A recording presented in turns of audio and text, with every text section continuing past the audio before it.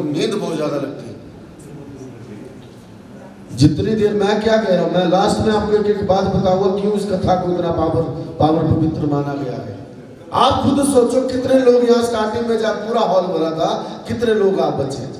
चलो वो चाहे उनके काम थे, उनके कार्य थे, कोई कहीं कॉलेज चलो ड्यूटी जाना, कोई कहीं न कहाँ जाना, लेकिन सोचो कि आप लोग बड़े भाग्यशाली हो, इस वक्त आप यहाँ बैठे हो और माँ तारा रानी की कथा सुन रहे हो। बोल सच्चे दरबार की। तो क्या हुआ कि गुरु गोरखनाथ जी के आश्रम में कीर्ति नाम का एक साधु था। तो कीर्ति जो है बड़ा तपस्वी, बड़ा शक्तिशाली था। तो वो कहते हैं कि एक बार कीर्तिमान जंगल में जाके तपस्या कर रहा था। जंगल में बैठा था, कमंडल में पानी लिए वो तपस्या कर रहा था। तो उसके साथ साथ से एक गौ माता, प्यासी गौ माता जा रही थी नदी के पास पानी पीने के लिए। तो क्या हुआ कि गौ माता ने उस कमंडल में पानी देख लिया। जब पानी देखा तो उस कमंडल से गौ माता ने थोड़ा सा पानी पी लिया। जब पानी पिया तो जाते जाते ठोकर लग गई, आवाज होगी उस कमंडल से। आवाज हुई तो उस कीर्तिमान की आंख खुल गई। जो तपस्या कर रहा था वो तपस्या उसकी भंग हो गई। जब कमंडल को ठोकर लगी, आवाज हुई, उस कीर्तिमान की आंख खुल गई, तपस्या भंग हो गई। गुस्सा आया। जब गुस्सा आया तो उसने अपना चिमटा उठाया, चिमटे से गौ माता को बुरी तरह मार लगाई। बहुत बुरी तरह उसने गौ माता को मारा। एक ऋषि होके, एक साधु होके किस बात का गुस्सा आया कि इस गाय ने जो है मेरी तपस्या भंग कर दी। चिमटा उठाया, चिमटे से गौ माता को बड़ी बुरी तरह मारा, जोर जोर से मार लगाने लग गया। और इतना मार लगाई कि गौ माता लहूलुहान होके धरती पे गिर गई। जब धरती पे गौ माता गिर गई तो कुछ ऋषि मुनि जो है नदी में स्नान करके आ रहे थे। जब उन्होंने देखा कि कीर्तिमान जो गौ माता को बुरी तरह मार रहा है, दौड़े दौड़े गुरु गोरखनाथ जी के पास जाते हैं और कहते हैं, प्रभु आपके शिष्य कीर्तिमान ने गौ माता को बुरी तरह वो मार रहा है, देखिए और जाइए क्या वो दृश्य है। तो गुरु गोरखनाथ जी दौड़े दौड़े जाते, जब वो गौ माता की इतनी बुरी हालत देखते हैं तो उनसे रहा नहीं गया।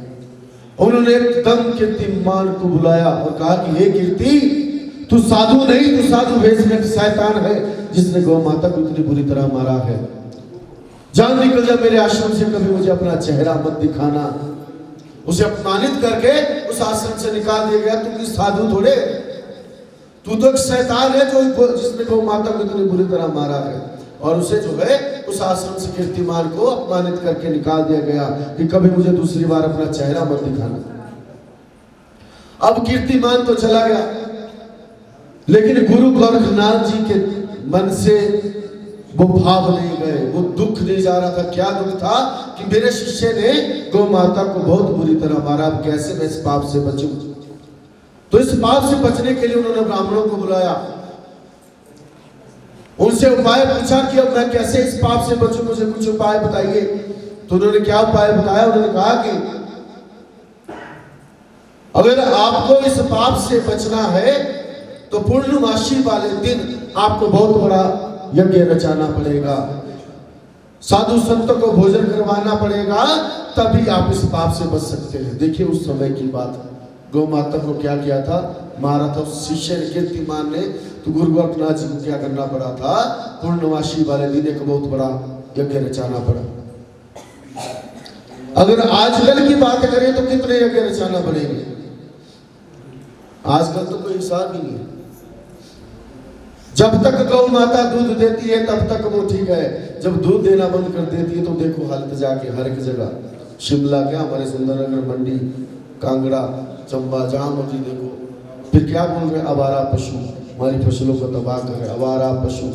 आवारा पशु है गौ माता, ये हम लोगों के काम है, छोड़ देते फिर चाहे वो एक्सीडेंट में मरे, चाहे जहां मर्जी जाए, तो इसका दुष्परिणाम क्या होगा, खुद ही भुगतना पड़ेगा। चलो तो शुक्र है कि इस बार बरसात ने साथ दिया, इतना ज्यादा नुकसान नहीं हुआ। पिछले साल तो हम लोगों को खुद पता है, मैं मंडी का रहने वाला हूँ, तो कितना बुरा हाल हुआ, बहुत बुरी हालत थी। इस बार तो डर लग रहा था कि शायद वो वाला दृश्य ना दोबारा देखना पड़े। ये क्या है, धरती काम, जब बोलते गौ माता के ऊपर अत्याचार होता है तो धरती कंपन करना शुरू कर देती है, ये सत्यता है। बड़े बड़े सब कुछ हो जाता है। बोलते हैं पर परमात्मा की लाठी की आवाज नहीं होती। हम लोग अब अगर भारत की मैं बात करूं तो हमारे कुछ राज्य भारत के ऐसे वहां पे गौ माता को काट के लोग खाते हैं। चलो अब तो योगी जी आ गए यूपी वगैरह में, तो उनकी वजह से थोड़ा सा कंट्रोल हो गया उन चीजों की। तो गौ माता को जो लोग काट के खा रहे हैं तो क्या होगा? गौ माता को ऐसे गौ माता नहीं कहा गया, बोलते 33 करोड़ देवी देवताओं का वास। तो वो बात गुरु गोरखनाथ जी को पता थी कि गौ माता को कीर्तिमान ने मारा है तो मैंने क्या करना है। तो उन्होंने क्या किया था, पूर्णमासी वाले दिन जो बहुत बड़ा यज्ञ रचाने लग गए। ऋषि मुनियों को, साधु संतों को निमंत्रण पत्र भेज दिया हजारों, और ऋषि मुनि जो है उस यज्ञ के लिए तैयार हो गए, आने लग गए। जब आ रहे थे गुरु गोरखनाथ जी ने बुलाया था तो वही कीर्तिमान में, क्योंकि पूर्णमासी कुछ महीने बाद आए थे, तो कीर्तिमान ने अपनी एक छोटी सी कुटिया जंगल में बना ली थी। जब उसने साधु संतों को जाते हुए देखा तो उसने साधु संतों को रोक लिया कि आप लोग कहाँ जा रहे हो? तो उन्होंने कहा कि हम तो गुरु गोरखनाथ जी के आश्रम में जा रहे हैं, वहां बहुत बड़ा यज्ञ रचाया गया, हम सबको भोजन खिलाने के लिए बुलाया। बोले अच्छा आप सबको बुलाया, मुझे नहीं बुलाया। उसने अपना अपमान समझा कि सबको बुलाया, मुझे नहीं बुलाया। अब उसको कैसे बुलाना, उसकी वजह से ही तो वो इतना बड़ा यज्ञ रचाया गया था। तो उसने उस बात का अपमान समझा कि मुझे नहीं बुलाया। तो उसने क्या किया, वो बड़ा शक्तिशाली था। उसने क्या किया कि बाज का रूप धारण किया। वो कोई भी रूप धारण कर सकता था।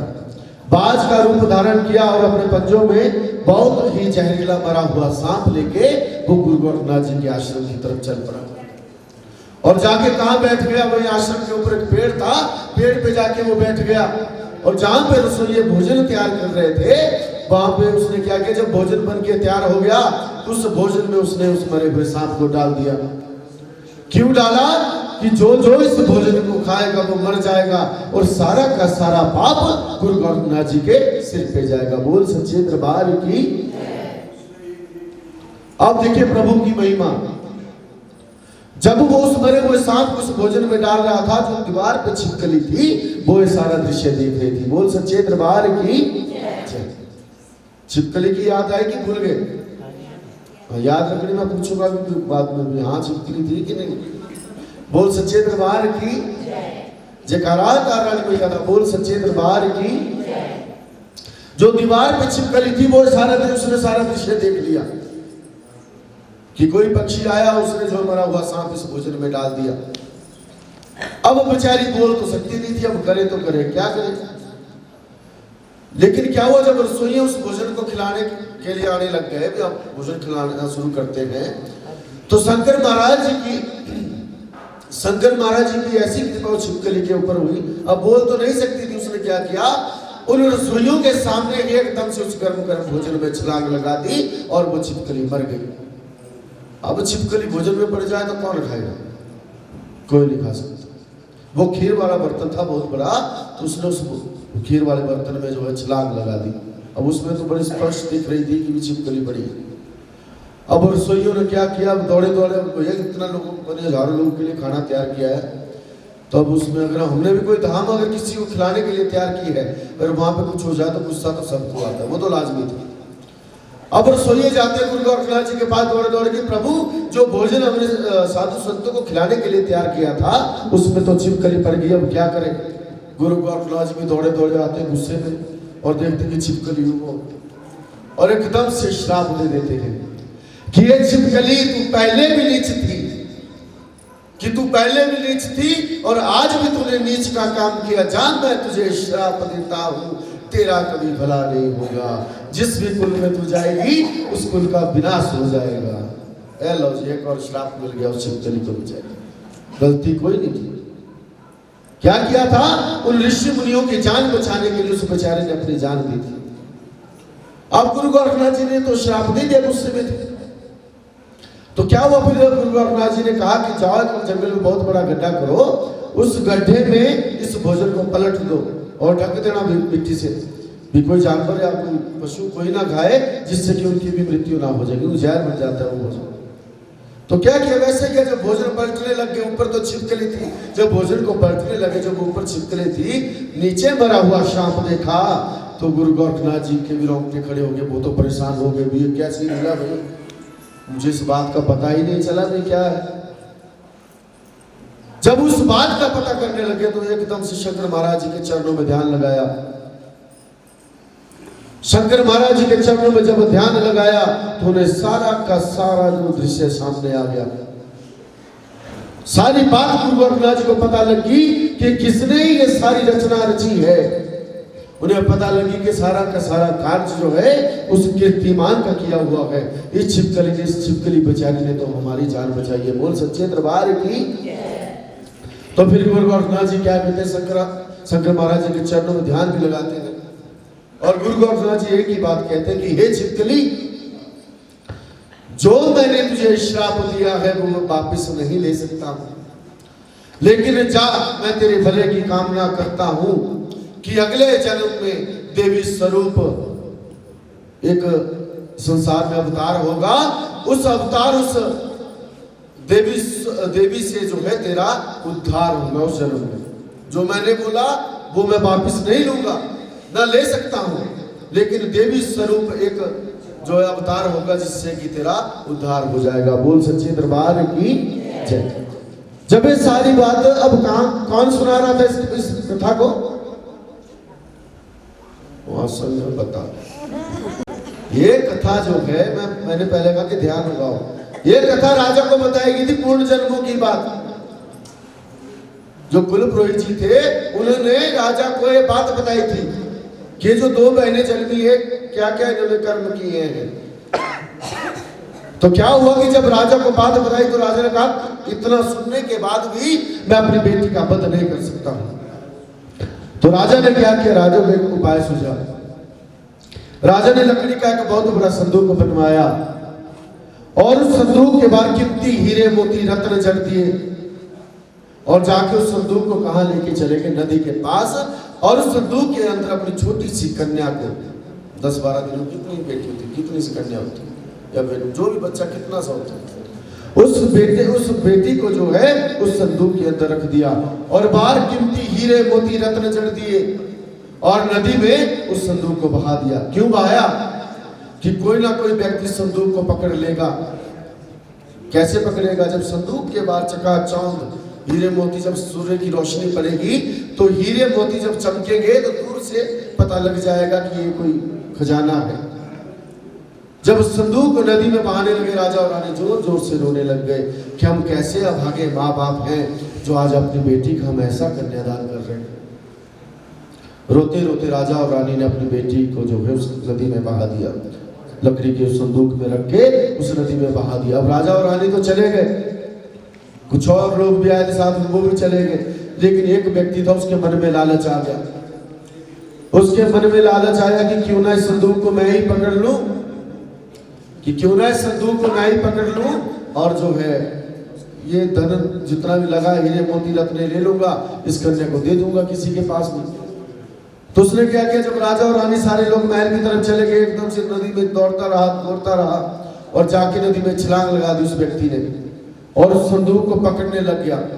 संदूक को क्या पकड़ना, नदी इतनी गहरी थी कि संदूक को पकड़ते पकड़ते वो खुद नदी में डूबने लग गया, मरने लग गया। वो कि तैरना तो आता नहीं, लालच के बस में उसने नदी में छलांग लगा दी। अब संदूक को पकड़ने लगा, संदूक को क्या पकड़ना, वो खुद उस नदी में डूबने लग गया। जब नदी में डूबने लग गया तो आवाज लगाने लगा, बचाओ बचाओ बचाओ। तो वही साथ में मछुआरा था जो मछलियां पकड़ रहा था। इस कथा में अपने जीवन से भी आप, अपने जीवन को भी आपने जोड़ना है। मैं एक बात बताऊंगा, अब भाग्य की विडंबना का पलट फिर कहां होगा। बोल सच्चे दरबार की जय। जयकारा तारा मैया का, बोल सच्चे दरबार की जय। तो क्या हुआ कि जब वो आवाज लाई तो एक मछुआरा था जो मछलियां पकड़ रहा था। उसने देखा कि कोई व्यक्ति किसी वस्तु को पकड़ रहा है लेकिन पकड़ में नहीं आ रही। उसने क्या किया, उस मछुआरे ने नदी में छलांग लगाई, उस व्यक्ति की तो जान बचाई, उस संदूक को भी बाहर लेके आ गया। जब थोड़ी देर उस व्यक्ति ने सांस ली, आराम की सांस ली। तो फिर क्या, वो जान तो पहले बचाई थी, तब तो सोचा मेरी जान बचा ले वही ठीक है, लेकिन जान बचा ली जब स्वस्थ हो गया, बढ़िया हो गया थोड़ी देर बाद, तो तभी तो कहा है कि लालच बहुत बुरी बला है, ये नहीं जाती। हम सोचते हैं कि बाइक होती है हमारे पास तो बढ़िया था, गाड़ी होगी फिर बोलते हैं कि एकदम बस्सा होती, फिर ट्रक होगा, वो जहाज होगा, आगे ले आगे सोचते जाते हैं। तो ऐसा ही उसकी जब जान तो बचा ली, लेकिन व्यक्ति के मन से वो लालच नहीं गया। जब लालच नहीं गया तो उसने क्या, उसके पास जो है ऑप्शन रखी कि भाई तूने मेरी जान बचाई है, देख बोले अंदर का माल जो संदूक के अंदर है, अंदर का माल तेरा, बाहर का माल मेरा। उसे मालूम था कि अंदर तो एक कन्या है, बाहर ही तो सब कुछ है। हीरे मोती कीमती रत्न जो थे वो कहाँ थे, बाहर थे। उसने मछुआरे ने कहा कि जो आपकी इच्छा प्रभु, जो आप देना चाहे वो दे दे। उसने वो संदूक को जब खोला, मछुआरे ने संदूक के अंदर जब एक सुंदर कन्या को देखा तो उसकी खुशी का ठिकाना नहीं रहा। उसे उस धन दौलत की जरूरत नहीं रही। क्यों नहीं रही? क्योंकि उस मछुआरे के घर में कोई संतान नहीं थी। जब संतान नहीं थी तो उसे जब बिन मांगे वो चीज मिल, बिन मांगे वो कन्या मिल गई, बेटी मिल गई, तो उसे उस धन दौलत की कोई जरूरत नहीं रही। गोद में उठाया उस कन्या को और दौड़ा दौड़ा घर लेके गया, अपनी पत्नी की गोद में रखा। जब उस कन्या के नामकरण की बारी आई तो पूरी बात बताई उन्होंने कि हमें ऐसे नदी में जो है ये कन्या मिली है। नदी के झुलारे खाते हुए रुकते फिरते आई, तो उस कन्या का नाम क्या रखा? रुकमन नाम रखा। रुको से प्यार से कहा गया, बोल सच्चे दरबार की जय।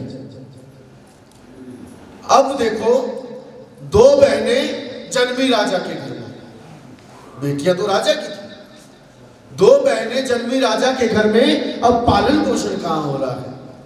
एक का राजा के घर में और दूसरी का कहां? एक मछुआरे के घर में, जहां पे अगर 2 वक्त की रोटी के भी ला लेती, अगर कुछ मछलियां पकड़ लेता तो अपने घर के लिए भोजन ले जाता। वो कहां से पलट फेर हुआ जो उसको श्राप मिला था?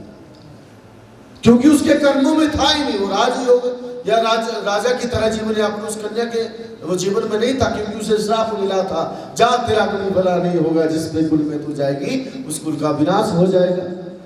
वो गुरु गोरखनाथ जी ने जो श्राप दिया था। तो मैं तभी कह रहा हूं कि 2 बहनें जन्मी राजा के घर में, पालन पोषण कहां हो रहा है? कई बार हम भी बड़े रोते हैं अपने कर्मों के ऊपर। परमात्मा कोसते हैं कि हे माँ, हे परमात्मा, मेरी बहन को इतना दे दिया, मुझे कुछ नहीं दिया, मेरे जीवन में तो दुखी है। होता है, मिलती है, सच्चाई है, लेकिन ये कुछ नहीं होता। ये हमारे कर्म होते हैं जो हमने किए होते हैं। उन कर्मों का निपटारा, उन कर्मों का भुगतान हमें करना ही पड़ता है, चाहे जो मर्जी कर लो। तो तभी तो कहा गया कि अच्छे फल करोगे, अच्छे कर्म करोगे तो अच्छा ही फल मिलेगा, बुरे कर्म करोगे तो बुरा फल मिलेगा। ये सच्चाई है। बोल सच्चे दरबार की जय। तो क्या हुआ कि उस बेटी का नाम रुक्मण रख दिया गया। और रानी तारामती जी बचपन से, छोटे से रूप से ही माँ भगवती का गुणगान, माँ भगवती का जागरण, माँ भगवती की पूजा में ही सबसे ज्यादा समय रानी तारामती जी, महामाई तारा जो है, सबसे ज्यादा समय व्यतीत करती थी। सुबह से लेकर शाम तक महामाई की भक्ति, महामाई का गुणगान किया करती थी। बोलिए सच्चे दरबार की जयकारा तारानी मैया दा। बोल सच्चे दरबार की जय। और कहते हैं कि बेटियां कब बड़ी हो जाए माँ बाप को पता नहीं चलता। लगता है पता? नहीं लगता। पता लगा, पता कब? जब बेटे को रिश्ते आना शुरू होते हैं। जब रिश्ते आना शुरू होते हैं फिर माँ बाप सोचते हैं कि अच्छा मेरी बेटी इतनी बड़ी होगी भाई। ये सच्चाई है। ऐसा ही राजा के साथ वहां हुआ, राजा स्पर्श जी के साथ हुआ। रिश्ते आना स्टार्ट हो गए रानी तारामती जी को। तूने एक अच्छा रिश्ता कहां से आया? उन्हें आया रिश्ता अयोध्या राजधानी के राजा हरिश्चंद्र जी का। तो उन्होंने अच्छा वर देखा कि लड़का अच्छा है और अयोध्या राजधानी का राजा है, तो राजा हरिश्चंद्र जी से रानी तारामती जी का विवाह करवा दिया। और वही जो रिश्ता जो दूसरी तरफ रुक्मण भी बड़ी हो गई। अब रुक्मण को भी रिश्ते आना शुरू हो गए। तो रिश्ते आना जब शुरू हो गए तो हर एक माँ बाप की क्या इच्छा होती है कि अगर आज हम एक वक्त की रोटी खा रहे हैं तो मेरी बेटी को जहां हम उसकी शादी करवाएंगे वहां 2 वक्त की रोटी तो मिले। होती इच्छा की नहीं होती? क्या जब हम एक कमरे के मकान में रह रहे, मेरी बेटी को 2 कमरे का मकान तो मिले जहां पे हम अपनी बेटी का विवाह करवाएंगे। तो रुक्मण को भी कहां से रिश्ता आया? अयोध्या राजधानी में ही एक कलवा नाम का एक मछुआरा था, जिसकी माता जी जो है अयोध्या राजधानी में जाके साफ सफाई का काम किया करती थी। बोल सच्चे दरबार की। तो उन्होंने वो बहुत अच्छा एक रिश्ता समझा कि यहाँ पे अपनी बेटी का विवाह करवा लेते हैं। तो उस कलवा नाम के उस मछुआरे से उस रुक्मण का भी विवाह हो गया। और विवाह में कुछ समय बीत गया तो एक दिन क्या हुआ कि रुक्मण की सासू माँ बहुत बीमार हो गए। जब बीमार हो गए तो अपनी बेटी को, उस रुक्मण को, बहू को कहा कि बेटा जो काम मैं राजमहल में साफ सफाई का करके आती हूँ, आप वो काम करके आ जाओ बेटा। तो रुक्मण चली जाती है। जयकारा शेरा वाली का बोल सच्चे दरबार की जय। रुक्मण चली जाती है और साफ सफाई का काम शुरू कर देती है। एक तो पहली बार उसने जब महल के अंदर प्रवेश किया तो वो तो महल की चकाचौंध देख के ही परेशान हो गई, क्योंकि उसने अपनी लाइफ, अपनी जिंदगी में कभी वो चीजें नहीं देखी थी। एक बाजार सजा है, लोग व्यापारी आए हैं, वहां पे बाजार सजा, खरीदारी कर रहे हैं लोग, बड़े आनंद खुशहाल सब। जब वो जीवन देखा तो वो तो परेशान हो गई, ऐसा भी कोई संसार होता है? गरीबी से निकली, गरीबी से दोबारा चली गई, वहां पे अपना जीवन वैसे उस बेचारी का चलता रहा। तो क्या हुआ कि जब वो साफ सफाई करने लग गई, जब झाड़ू लगा रही, तो जाते जाते वो एक जगह पहुंच गई जहां पे दरवाजा बंद था। अब इस बात को भी सुनना आपने, बहुत गूढ़ रहस्य है जो ये बात अभी सुनाने जा रहा हूं। दरवाजा बंद था और दरवाजे के अंदर एक छोटा सा हॉल था, कमरा था, वहां पे माता रानी का जागरण चला था, जगराता चला था। जगराता चला था दरवाजा बंद करके छोटा से कमरे में। इसका रहस्य भी बताऊंगा, तभी बोलूंगी इस कथा को ध्यान पूर्वक सुनना कि किस वजह से आज हम ऐसे विशाल भगवती जागरण कर रहे हैं, क्योंकि ये देर है। जयकारा शेरा वाली का बोल सच्चे दरबार की। ऐसे जागरण चला था तो रुक्मण की इच्छा, वो पौड़ियों में सफाई कर रही थी उस कमरे के बाहर। तो वो थोड़ी देर क्या किया, वो बैठ गई। जब वो बैठ गई तो उसे बड़ा आनंद आया। कुछ अंदर से कुछ भजन गाए जा रहे थे, रानी तारामती जी और जो संगीत मंडली थी वो भजन गा रहे थे, तो उसे बड़ा आनंद आ रहा था रुक्मण को सुनने का। लेकिन उसने भजनों के ऊपर ध्यान नहीं दिया। उसने क्या किया, कुछ एक बातें जो रानी तारामती जी ने कही उस जागरण में, उसने वो बातें दो तीन बातें जो है वो अपने दिमाग में रख ली। क्या बातें रखी उसने एक दो बातें रखी कि ये दरबार, मां अम्बे रानी का दरबार सच्चा और ऊंचा दरबार है। इसको आप, इस बात को आप भी जानते हैं कि मां अम्बे रानी का दरबार सच्चा और ऊंचा दरबार होता है। इस दरबार से जो भी मांगा जाता है वो मिलता ही मिलता है। बस इतना सुना कि कभी किसी की झोली खाली नहीं जाती। बस ये बात सुनी और वो बैठ गए। और उसे क्या हो गया, उसे बस सुनते सुनते वही नींद आ गई। थोड़ी एक उसने आनंद की प्राप्ति, परमानंद की प्राप्ति की उस जागरण को सुन ले। लेकिन आजकल के जागरणों में वो परमानंद की प्राप्ति थोड़े करते हैं। आजकल अगर थोड़ा स्लो वाले, बड़े प्यार वाले भजन हमें गाने लग जाए, भाव वाले भजन, तो हमें तो जागरण पार्टी वाले बोलते हैं वो जो जल्दी निकालो, बाहर और बंदा लाओ। ये सच्चाई है, मैंने बहुत बार आजमाया। अगर मैं गाने लग जाऊं, माँ तेरे दरबार झुके सारा संसार, मेरी सुन ले पुकार शेरा वालिए, मलाटा वालिए, माँ जोता वालिए, मशेरा वालिए। तू चाहे तो टूटे जोड़ो, टूटे जोड़ो, मुर्दे में जा वापस मोड़ो। उसमें भाव से ऐसे भजन गाए जाते थे। जब भजन सम्राट कहते हैं कि नरेंद्र चंचल जी जब भजन गाते थे तो माता के मुर्द से भी आंसू चल पड़ते थे। सच्चाई उस समय अगर गाते थे कि तू चाहे तो टूटे जोड़ो, मुर्दे में जा वापस मोड़ो, तो मुर्दे में सच में जान आ जाती थी।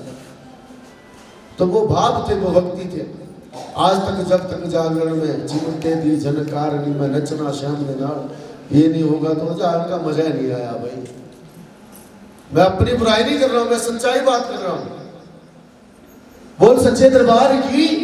लेकिन मैं जब भी जागरण में आया था मैंने एक ही बात सबको कही कि जो भी करना दिल से करना, क्योंकि मुझे पता था मैंने कथा भी सुनानी। दिल से क्यों करना, क्योंकि मैं अपनी बुराइयां भी स्पष्ट रख देता हूं कि हमारी भी खुद की गलतियां हैं। लेकिन भाव अब होता ही उस समय यही है कि लोग सोचते हैं कि नाचेंगे, अच्छे अच्छे फास्ट भजन गाएंगे, चलो आनंद आ जाएगा। बोल सच्चे दरबार की जयकारा शेरा वाली का, बोल सच्चे दरबार की जय। तो क्या हुआ, जब रुक्मण वहां पे नींद आ गई तो वहां पे जागरण खत्म हो गया। हाँ, वो एक बात भूल गया, बंद कमरे में जागरण होते थे उस समय। जब जागरण होते थे बंद कमरे में ही जागरण होते थे। कौन होता था इनवाइट? कोई भी इनवाइट नहीं होता था। इनवाइट कौन होते थे? निमंत्रण किसको मिलता था? एक परिवार के लोग ही बैठ के मां ज्वाला जी की जोत जगा के जागरण किया करते थे। और ये जो आज हम विशाल खुले में जागरण कर रहे हैं, किसकी देन है? ये रानी तारामती जी की देन है। और तब से लेके आज तक इस कथा को भी, तब से भी इस कथा को इतना पावन पवित्र माना गया है। लेकिन और बात भी लास्ट में बताऊंगा जो सच्चाई बात है। बोल सच्चे दरबार की जय। जब रानी तारामती जी बाहर आए, जब दरवाजे पे देखा कि एक कोई स्त्री सोई है, एक औरत सोई थी, वो तो उठाया रानी तारामती जी ने। जब उठाया कि बहन आप यहाँ क्यों सो गए? जब रानी तारामती जी ने उठाया, जब चेहरे की तरफ देखा तो रानी तारामती जी तो साक्षात विश्वरूप थी। जब चेहरे की तरफ देखा तो उन्हें तो पता चल गया कि ये तो मेरी छोटी बहन रुक्मण है। एकदम से अपने गले से लगाया उस रुक्मण को, लेकिन बताया नहीं। उस रुक्मण को रानी तारामती जी ने नहीं बताया कि तू मेरी छोटी बहन है। पता लग गया, रानी तारामती जी को गले से लगाया और कहा कि, और वो रानी तारामती जी ने जब गले से लगाया तो बड़ी खुश हुई, उसने चरणों में गिर गई वो रुक्मण और नमस्कार करने लगी कि मैं तो बड़ी भाग्यशाली हूँ कि आपने मुझे अपने गले से लगाया, और रोने लग गई और कहा कि मैंने आपके द्वारा कुछ एक बात सुनी कि बाम रानी का दरबार सच्चा और ऊंचा दरबार होता है। क्या सच्ची बात है? बोले हाँ, सच्चा दरबार है। बोले आपने कहा कि इस दरबार से जो भी मांगा जाता है वो मिलता ही मिलता है। बोले बिल्कुल सच्चाई है। बोले आपको क्या चाहिए? रानी तारामती जी ने उस रुक्मण से पूछा। तो रुक्मण ने कहा कि मेरे घर में कोई संतान नहीं है। रुक्मण की कैसे संतान होनी थी? रुक्मण की संतान नहीं होनी थी। क्यों नहीं होनी? क्योंकि रुक्मण को श्राप मिला था कि तेरा कभी भला नहीं होगा, जिस भी कुल में तू जाएगी उस कुल का विनाश ही हो जाएगा, कुल ही नहीं चलेगा, तेरा तो विनाश हो गया कुल का। तो कैसे उसके घर में संतान? तो रानी तारामती जी ने के चरणों में जब अरदास की तो रानी तारामती जी ने एक बात उस रुक्मण से कही कि हे बहन, अगर तू संतान सुख चाहती है तो जो जो नित्य नियम, जो जो विधि विधान तुझे मैं बताऊंगी वो करना पड़ेंगे। और जिस दिन तेरी इच्छा पूर्ण होगी, 1 वर्ष हो जाएगी, उसके अंदर तूने जो है उस इच्छा के अंदर 1 वर्ष के अंदर ही तूने क्या करना है? एक सुखना भी मां के चरणों में करनी। बोल सच्चे दरबार की जय।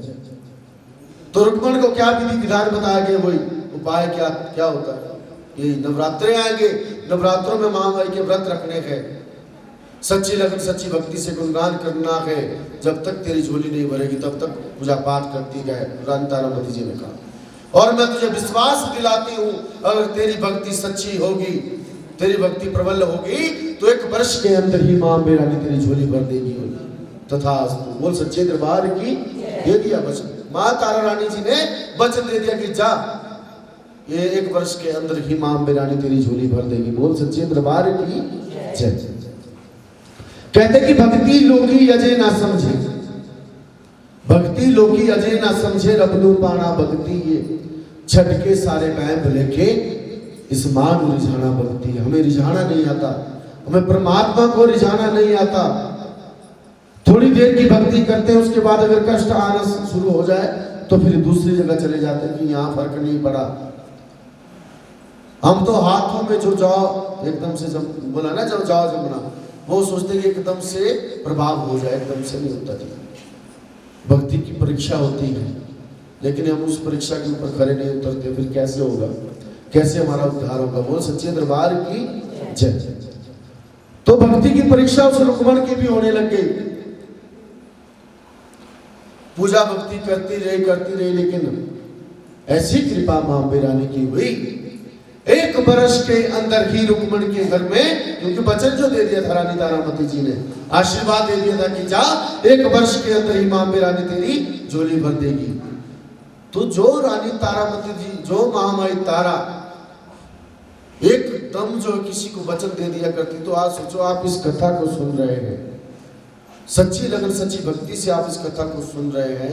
मैं आपको विश्वास दिलाता हूं, जो आपके मन की इच्छा होगी इस कथा के बाद, इस कथा के बीच में अगर ध्यान लग जाए तो मां मेरानी से अपने लिए कुछ मांग लेना। मैं आपको विश्वास दिलाता हूं कि जब मां ज्वाला की जोत जिस जगह जगी है और जिस जगह पे मां तारा रानी की कथा सुनाई जा रही है, आपकी झोली कभी खाली नहीं होगी। बोल सच्चे दरबार की जय। तो रानी तारामती जी ने वचन दिया था कि 1 वर्ष के अंदर ही मां मेरानी तेरी झोली भर देगी। तो ऐसी कृपा हुई कि 1 वर्ष के अंदर ही रुक्मण के घर में एक पुत्र ने जन्म ले लिया। जयकारा तारा रानी मैया का बोल सच्चे दरबार की।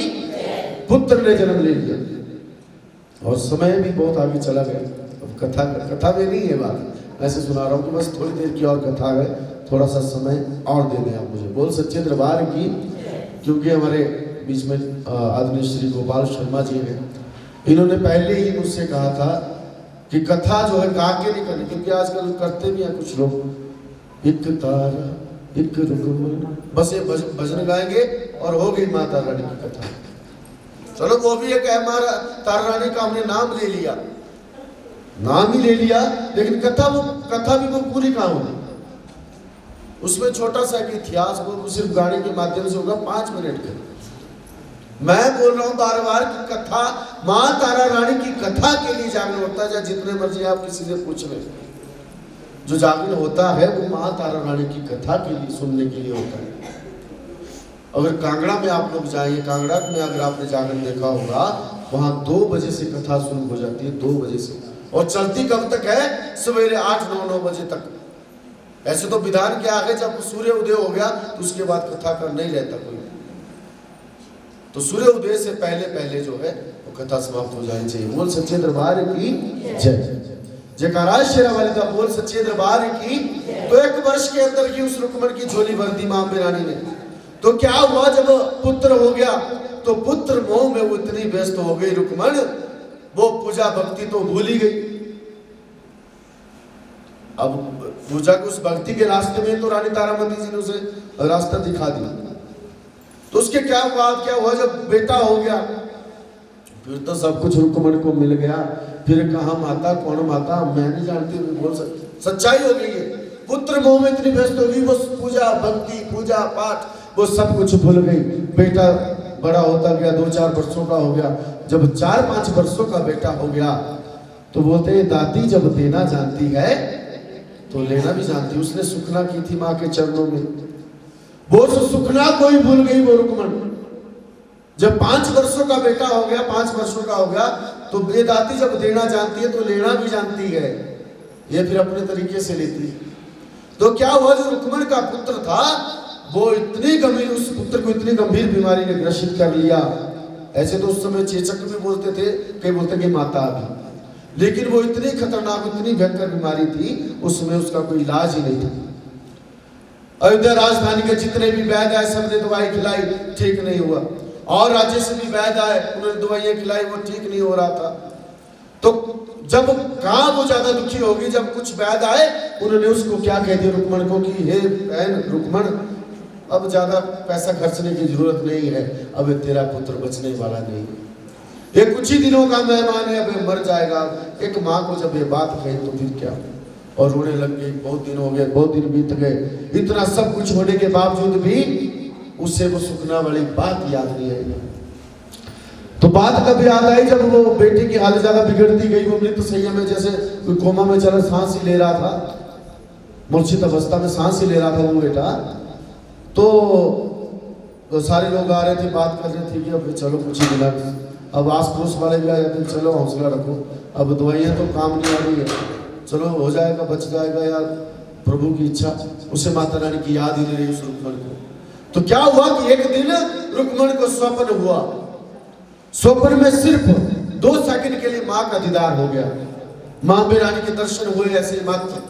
जब दर्शन हुए तो तभी भी सुखना की याद नहीं आई। तो जब दर्शन हुए तो सवेरे किसकी याद आई? रानी तारामती जी की याद आई कि रानी तारामती जी ने मुझे वचन दिया था, मुझे बेटा दिया है, और उनके द्वारा दिया गया। दौड़ी दौड़ी रानी तारामती जी के पास जाती है और जाके चरणों में गिर जाती है और अपनी सारी बात को रुक्मण कहती है कि हे रानी तारामती जी, हे महामाई, जो आपने पुत्र मुझे दिया था माता रानी से मांग के, अब उस पुत्र को जो है वो हालत खराब है, कुछ वैद्य कह रहे हैं कि अब बचने वाला नहीं, मर जाएगा आपका बेटा। बोले अच्छा, बोले पूजा भक्ति तो ठीक कर रही हो कि नहीं कर रही हो? फिर आई पूजा भक्ति की बात, फिर वो भी बात छोड़ दी रानी तारामती जी ने। बोले तूने बोला अपने सारे कार्य पूर्ण किए कि नहीं किए बहन? बोले मैंने सारे कार्य पूर्ण किए। जब कार्य पूर्ण करने की बात आई तो उससे फिर किसकी याद आई? उस सुखना की बात आई। फिर बोला कि हाँ, मैंने तो सुखना की थी कि जिस दिन मेरा पुत्र हो, जिस दिन मेरी झोली भरोगी मां मेरा नहीं, उसके बाद मैं अपने घर में क्या करूंगी? एक जागरण करवाऊंगी, माता रानी की ज्योत जगाऊंगी। बोले वो जागरण, बोले तो सबसे पहले क्या कर? सबसे पहले अपने घर में उस जागरण को कर, बाप ने सुखना को संपूर्ण कर, उसके बाद जो तेरा पुत्र बिल्कुल ठीक हो जाएगा। बोल सच्चे दरबार की जय। तो रानी तारामती जी ने रुक्मणी को भेज दिया कि जाओ इस गांव में जो है वो महंत है जो जागरण करते हैं, उनके पास जाओ। जब वो जाती है तो वो पूछते हैं कि आपने कहाँ जागरण करना है? तो रुक्मणी कहती है कि मैंने ऐसा ऐसा हमारा गांव है, वहां पे हमने जागरण करना है। बोले अच्छा। फिर गांव के बारे में पूछा, पूरी डिटेल ली, तो उन्होंने एकदम से मना कर दिया उस रुक्मणी को कि बहन हम तेरे घर में, तेरे गांव में जागरण करने के लिए नहीं जा सकते। बोले क्यों? बोले हम जाएंगे भी तो रानी तारामती जी नहीं आएंगी। जब रानी तारामती जी तेरे घर में जागरण करने के लिए नहीं आएगी तो तेरा जागरण संपूर्ण कैसे होगा? बोल सच्चे दरबार की जय। उसने पूछा कि कारण तो बताइए कि आप क्यों मना कर रहे हो? तो उसने कहा कि बहन हम इसलिए नहीं जा सकते क्योंकि आप जो छोटी जात से हो, वहां पे रानी तारामती जी नहीं आ सकती है। तो रानी तारामती जी नहीं आएगी तो आपका वो जागरण कैसे संपूर्ण होगा? बोल सच्चे दरबार की जय। बोले मुझे तो रानी, उसने कहा कि मुझे तो रानी तारामती जी ने आपके पास भेजा है। बोले अच्छा, ऐसे नहीं होगा, पहले आप क्या कीजिए, रानी तारामती जी से आप जो है वचन ले लीजिए, या रानी तारामती जी को अपना निमंत्रण स्वीकार करवा दीजिए। बोल सच्चे दरबार की। पहले के निमंत्रण आज की तरह वो फेसबुक व्हाट्सएप वाले नहीं है, मोबाइल वाले नहीं होते थे। पहले के निमंत्रण ऐसे होते थे, आपने सुना होगा पीले चावल होते थे, पीला कपड़ा होता था, उसमें कुछ दक्षिणा, तो उसमें जो है जो बोलते हैं कि जो छोटी सी गठरी बनाई जाती थी, अगर मान लो जिस भी परिवार वालों को आपने जागरण में बुलाना है, निमंत्रण देना है, बोलते हैं कि जिसको अगर एक बार वो निमंत्रण दे दिया, अगर आपके घर में मृत्यु भी हो जाएगी, अगर मौत भी हो जाएगी, तो एक ना एक सदस्य को उस जागरण में जाना ही पड़ेगा। नहीं जाएंगे तो वो बहुत बड़ा एक, समझ लो कि अब सुग्न हो गया, मौत से भी बड़ा अब सुग्न हो जाता था। अगर जो व्यक्ति जिसने वो निमंत्रण स्वीकार कर लिया, अगर वो उस जागरण में नहीं जाएगा तो वो बहुत बड़ा सुग्न होता था। बोल सच्चे दरबार की। ऐसे तगड़े विधान थे जागरण के। जयकारा तारानी मैया का। बोल सच्चे दरबार की जय। तो क्या हुआ कि जब रुक्मणी गई तो रुक्मणी को एक ही उपाय सूझा, उसने वो गठरी बनाई और जाके सीधी रानी तारामती जी की गोद में रख ली कि आप मेरे जागरण का निमंत्रण स्वीकार कीजिए। रानी तारामती जी ने कोई आनाकानी नहीं की, रानी तारामती जी ने निमंत्रण स्वीकार किया कि मैं तेरे जागरण का निमंत्रण स्वीकार करती हूँ रुक्मणी, और मैं तेरे जागरण में आऊंगी, जा मैं तुझे वचन देती हूँ। बोल सच्चे दरबार की। लेकिन रानी तारामती जी को इन बातों से कुछ लेना देना नहीं था। रानी तारामती जी को एक ही बात का ज्ञान था कि जिस घर में, जिस गांव में मेरी माँ ज्वाला की, मेरी माँ मेरानी की जो है ज्योत जगाई जाएगी, वहां पे मुझे वो सारे ही मेरे प्यारे हैं। अगर मेरी माँ के प्यारे हैं तो मेरे वो सबसे बड़े प्यारे हैं। बोल सच्चे दरबार की जय। तो रानी तारामती जी ने निमंत्रण स्वीकार कर लिया, और जो पार्टी वाले जो उनको बताया कि रानी तारामती जी इस दिन मेरे घर में जागरण करने के लिए आएगी। अब निमंत्रण स्वीकार कर लिया, वो रुक्मणी भी अपने जागरण की तैयारियां करने लग गई। तो जागरण की तैयारियां रुक्मणी करने लग गई, और जो जागरण वाला दिन भी आ गया, और आवाज फिरती गई पूरे राजमहल में, इतनी फैल गई और वो कहाँ तक पहुंच गई, राजा के कान तक पहुंच गई, राजा के पास पहुंच गई वो बात कि रानी आज जो है उस रुक्मण के घर में उस गांव में जाकर करने के लिए जाएगी। अगर रानी चलेगी तो राज्य में बहुत बुरी बातें लोग कहेंगे, अभी से कहना शुरू कर दिया, अगर चलेगी फिर तो पता नहीं लोग क्या क्या कहेंगे। तो हे राजन भी आप ही कुछ उपाय कीजिए, रानी को उस जागरण में जाने के लिए रोक ले। अब राजा करे तो करे क्या करे, रोक नहीं सकता था। क्यों नहीं रोक सकता था राजा? क्योंकि राजा ने पहले ही रानी को वचन दे दिया था, जब रानी जाया करती थी जागरण में तो पहले ही वचन दे दिया था कि हे तारामती, मुझसे पूछने के लिए आवश्यकता नहीं है जहां पे तू जाती है। अगर तू महामाई का गुणगान करने के लिए जाती है, पूछने की आवश्यकता नहीं। इसके लिए मैं आपको भी इस कार्य में जाने के लिए मैं कभी भी आपको नहीं रोकूंगा, मैं आपको वचन देता हूँ। राजा ने वचन दे दिया था, मना नहीं कर सकते थे। बोल सच्चे दरबार की। तो क्या हुआ कि जब राजा मना नहीं करे तो राजा ने क्या उपाय किया? राजा ने उपाय किया, अपनी तलवार निकाली, तलवार से अपने हाथ को काट दिया, बहुत ही गहरा जख्म अपने हाथ को लगा दिया।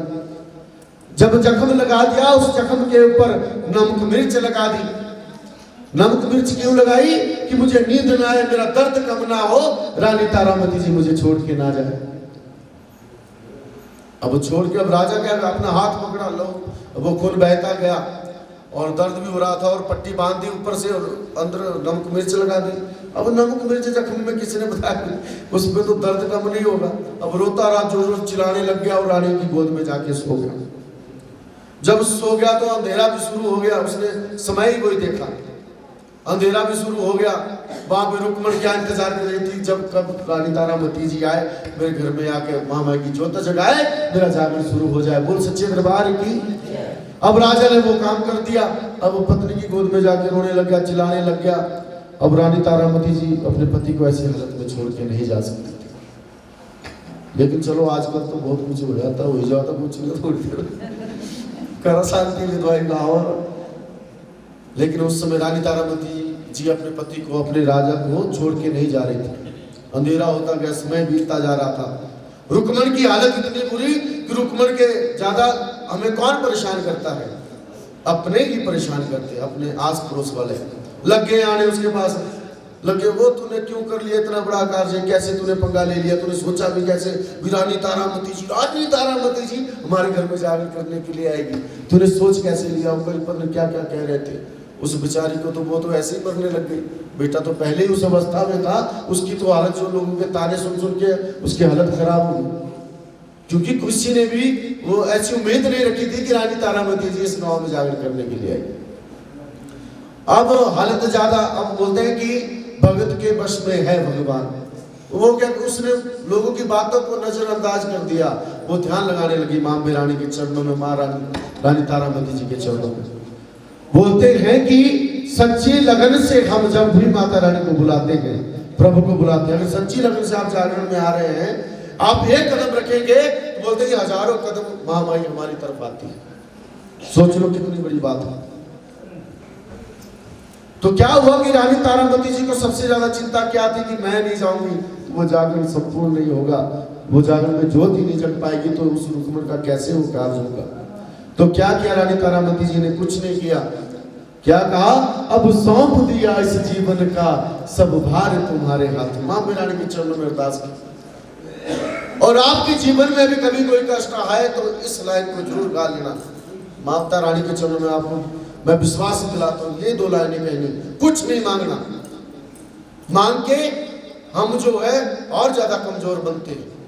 मांगने की क्या जरूरत है जब साक्षात जिस परमात्मा को हमारे एक एक रग रग से जो वाकिफ है, तो उससे मांगने की हमें क्या जरूरत है? वहां पे क्या कहना है कि अब सौंप दिया इस जीवन का सब भार तुम्हारे हाथों में है, जीत तुम्हारे हाथों में, हार तुम्हारे। बस यही कहना है, बस इससे आगे कुछ। यही रानी तारामती जी ने यही लाइन कही अपने मां रानी के चरणों की, मां रानी तूने ही आज मेरी लाज भी बचानी, तूने सब कुछ करना है, मैं कुछ करने वाली नहीं हूँ। जब इतनी सी अरदास की तो ऐसी कृपा मां रानी की हुई कि एकदम से राजा को नींद आ गया, ऐसा चमत्कार हो गया। राजा का तो सारा का सारा दर्द कम हो गया और राजा जो है वहीं पे एकदम से सो गया। ये अपार महिमा, ऐसे सच्चा दरबार नहीं कहा जाता है। ऐसे ही लोग जो है, ऐसे दरबार इतने दूर से ऐसे थोड़ी कोई पागल थोड़ी देर भी ऐसे आएगा। ये सत्यता है बहुत ही। ताकत होती है, बहुत ही। अगर सेवा भक्ति हमारी अच्छी हो, सेवा भक्ति हमारी जो अच्छी हो तो सब कुछ मिल जाता है, मांगने की इच्छा नहीं पड़ती। कई बार हम गलतियां क्या कर बैठते, हम ऐसे दरबार में जाके खड़े हो जाते कि हे महारानी, हे माँ दुर्गा, मेरी झोली भर दो, मेरा बेटा नौकरी लग जाए तो मैं 51,000 रुपये 11,000 रुपये चढ़ा दूंगी। और यार पैसा दे के आप खरीद रहे हैं अपने बेटे की नौकरी के लिए 51,000, या बोल देते मुझे क्या होता है, सच्चाई करते हैं यार। पैसे से क्यों माता रानी जो सबको देने वाली आप उसको देने लग गए? क्या इतने बलशाली हम लोग, इतने धनवान हम लोग हो गए? बोलते कि ये कब राजा को रंक बना दे और रंक को कब राजा बना दे, तो इसकी चुटकियों का खेल होता है। बोल सच्चे दरबार की। तो अरदास जब रानी तारामती जी ने की, राजा को नींद आ गई। जब राजा को नींद आ गई तो रानी तारामती जी उस रुक्मण के उस घर में जाके पहुंच गए। जयकारा शेरा वालिदा। बोल सच्चे दरबार की।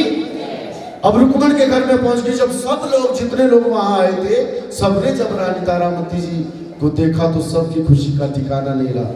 जैसे हम किसी को मानते, जैसे चाहे गुरु महाराज हैं या जिस देवी को हम मानते हैं, जिस परमात्मा को हम मानते हैं, अगर उनका हमें साक्षात दीदार हो जाए तो क्या होता है? पूरा शरीर कंपने लगता है, आंखों से आंसू चल पड़ते, होता है कि नहीं होता है? अगर आप सच्चे मन से कान्हा जी को मानते हैं, जब वृंदावन आप जाएंगे, राधा रानी को आप मानते हैं, सच्चे मन से जब राधा रानी का आप दीदार करेंगे, उस स्वरूप को देखेंगे, तो आपका पूरे शरीर से जो है कंपन स्टार्ट हो जाएगी। वो होता है प्रेम, वो होता है लगाव, वो होता है भाव। तो ऐसे जितने लोग वहां सच्चे मन से आए थे, जब रानी तारामती जी की तरफ देखा, महामाई तारा की तरफ देखा, तो सबकी आंखों से आंसू चल पड़े, खुशी के आंसू कि आज हमने क्या देख लिया, माँ तारा रानी का हमने दीदार कर लिया। तो सबसे पहले वहां पे जैसी ज्योत यहाँ पे जगाई गई थी, वैसी ज्योत माँ ज्वाला जी की जगाई गई। और जैसा जागरण आज यहाँ पे शुरू हुआ, उस तरह वो जागरण शुरू होने लग गया। बोल सच्चे दरबार की। भजन कीर्तन चलते रहे और रात्रि के 2 से 3 बज गए। जब 2 से 3 बज गए तो राजा की आंख खुल गई उस महल में। जब राजा की आंख खुली तो राजा ने देखा कि मेरी वो पत्नी तारा कहाँ चली गई। तो एकदम से उसे आ गया माइंड में कि रानी तारामती जी जरूर उस रुक्मण के घर में जागरण करने के लिए गई। गुस्सा आया राजा को बहुत ज्यादा कि मेरी इतनी बुरी हालत में मुझे ऐसे छोड़ के चली गई। एक गलती एक कर ली और दूसरी भी उस रुक्मण के घर में जागरण करने के लिए चली गई, मेरी परवाह ना किए हुए।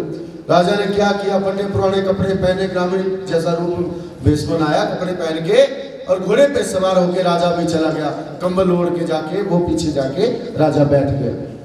अब वहां तो जागरण चला था, सारे अपनी मस्ती में थे और बड़ा आनंद सारे ले रहे थे। जयकारा शेरा वालिदा। बोल सच्चे दरबार की। और बहुत आनंद सारे ले रहे थे। बोल सच्चे दरबार की। अच्छा टाइम 6:30 हो गए, मैंने भी ड्यूटी जाना पड़ा। बोल सच्चे दरबार की। जयकारा शेरा वालिदा। बोल सच्चे दरबार की।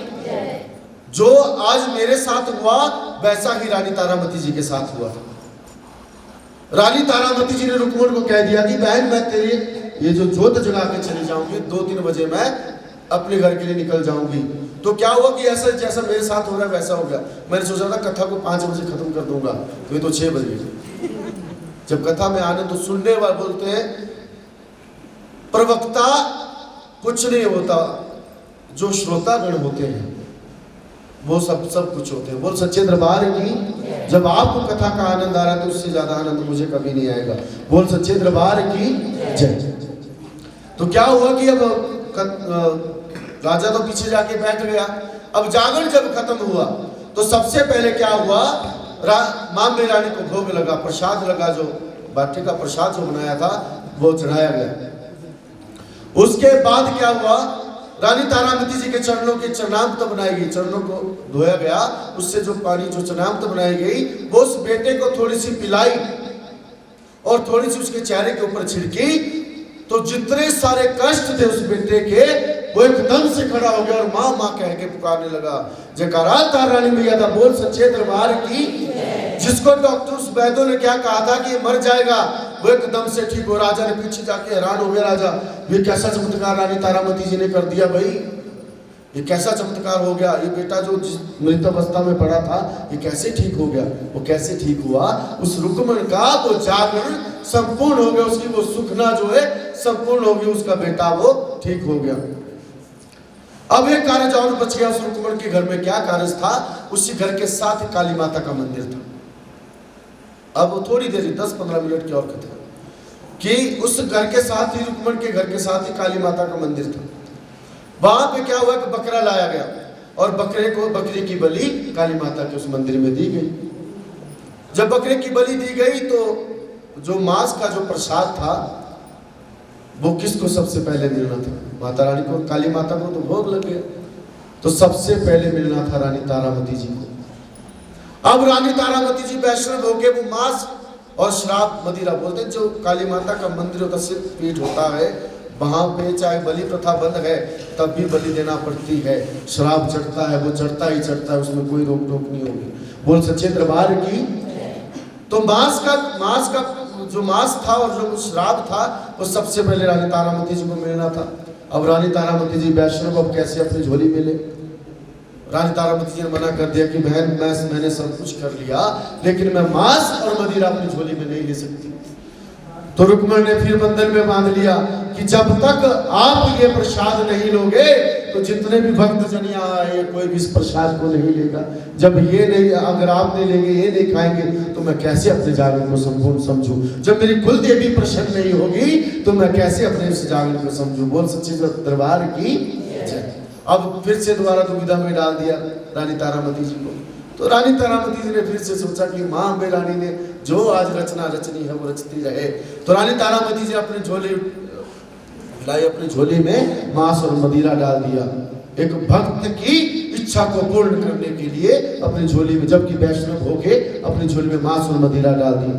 जब मांस और मदिरा डाल दिया तो राजा ने जब मांस और मदिरा डाले हुए देखा तो फिर तो राजा का पारा बीपी बढ़ गया 200 से ऊपर। बोल सच्चे दरबार की।